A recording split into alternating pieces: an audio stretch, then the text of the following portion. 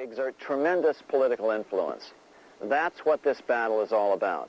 Throughout the history of the United States, the money power has gone back and forth between Congress and some sort of privately owned central bank. The Founding Fathers knew the evils of a privately owned central bank. First of all, they had seen how the privately owned British central bank, the Bank of England, had run up the British national debt to such an extent that Parliament had been forced to place unfair taxes on the American colonies. In fact, as we'll see later, Ben Franklin claimed that this was the real cause of the American Revolution.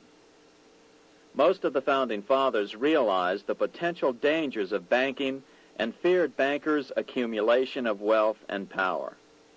Jefferson put it this way: I sincerely believe that banking institutions are more dangerous to our liberties than standing armies. The issuing power should be taken from the banks and restored to the people to whom it properly belongs. That succinct statement of Jefferson is, in fact, the solution to all our economic problems today. It bears repeating. The issuing power should be taken from the banks and restored to the people to whom it properly belongs. James Madison, the main author of the Constitution, agreed. Interestingly, he called those behind the central bank scheme money changers. Madison strongly criticized their actions. History records that the money changers have used every form of abuse, intrigue, deceit, and violent means possible to maintain their control over governments by controlling money and its issuance. The battle over who gets to issue our money has been the pivotal issue throughout the history of the United States. Wars are fought over it, depressions are caused to acquire it. Yet after World War I, this battle was rarely mentioned in newspapers or history books. Why? By World War I, the money changers, with their dominant wealth, had seized control of most of the nation's press. Throughout U.S. history, this battle over who gets the power to issue our money has raged. In fact, it's changed hands back and forth 8 times since 1764, yet this fact has virtually vanished from public view for over 3 generations behind a smokescreen emitted by Fed cheerleaders in the media.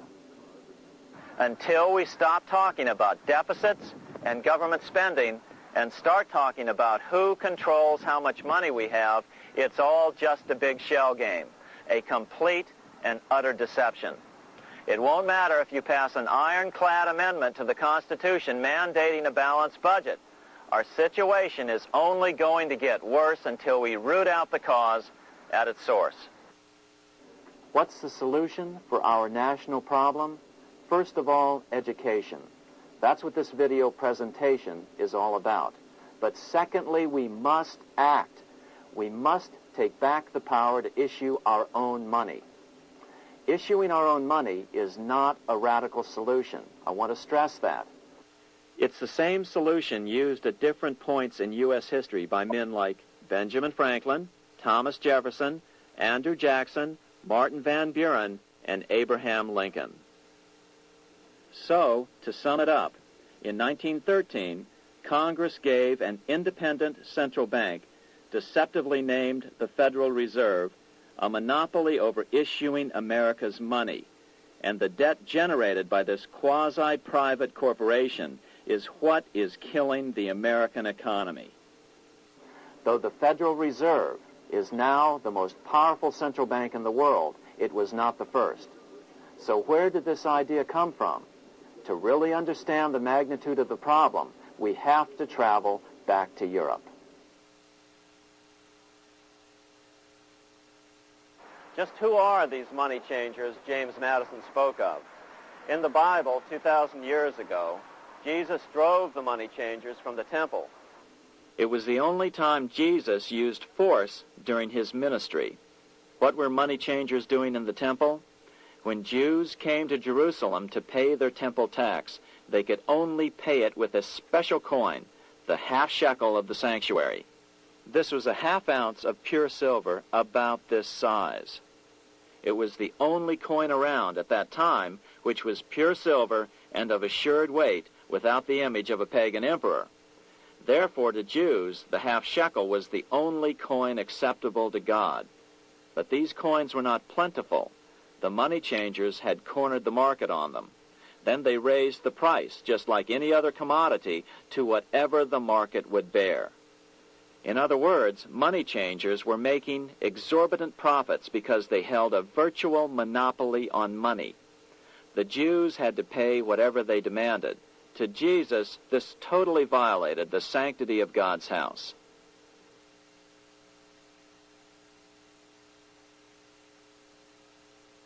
But the money-changing scam did not originate in Jesus' day.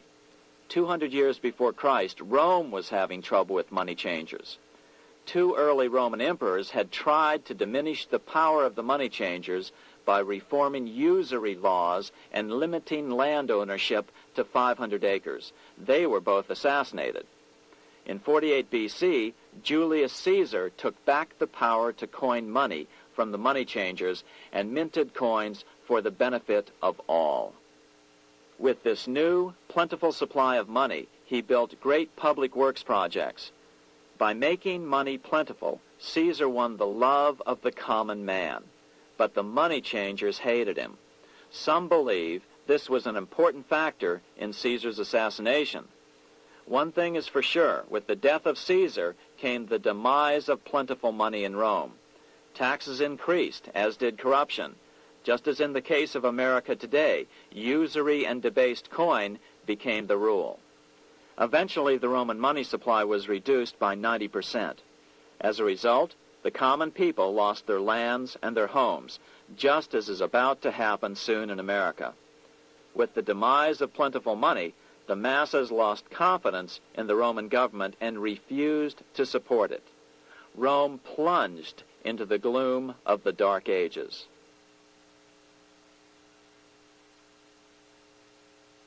A 1,000 years after the death of Christ, money changers, those who loan out and manipulate the quantity of money, were active in medieval England. In fact, they were so active that acting together, they could manipulate the entire English economy. These were not bankers per se. The money changers generally were the goldsmiths. They were the first bankers because they started keeping other people's gold for safekeeping in their vaults. The first paper money was merely a receipt for gold left at the goldsmith. Paper money caught on because it was more convenient than carrying around a lot of heavy gold and silver coins. Eventually, goldsmiths noticed that only a small fraction of the depositors ever came in and demanded their gold at any one time. Goldsmiths started cheating on the system.